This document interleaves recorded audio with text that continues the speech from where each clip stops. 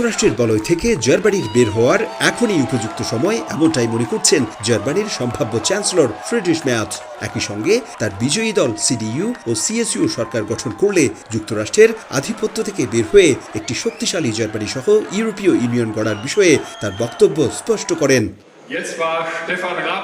বিজয়োত্তর বক্তব্যে তিনি বলেন, জার্মানির পার্লামেন্ট নির্বাচন নিয়ে মার্কিন প্রেসিডেন্ট ডোনাল্ড ট্রাম্পের অযাচিত মন্তব্য ছিল সত্যিই অগ্রহণযোগ্য। নির্বাচনী প্রচারণায় যুক্তরাষ্ট্রের হস্তক্ষেপগুলো ছিল অনধিকার চর্চার শামিল।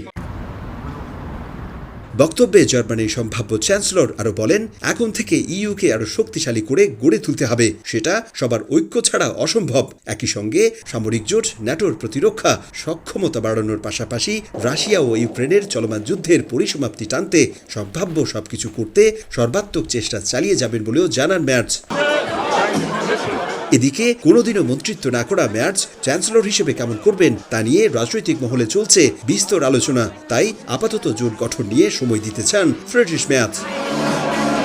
নির্বাচন শেষে জার্মানির নতুন চ্যান্সেলর ফ্রিডরিশ মের্জের অধীনে আসবে নতুন সরকার। তবে সে সরকারকে ভূ রাজনৈতিক সমস্যা, অর্থনীতি, অভিবাসন সংকট, রাশিয়া ইউক্রেন যুদ্ধের অবসান, একই সাথে যুক্তরাষ্ট্রের সাথে সম্পর্কের নতুন মানদণ্ড নির্ধারণ সহ নানা চ্যালেঞ্জের মুখোমুখি হতে হবে, এমনটাই মনে করছেন অনেকেই।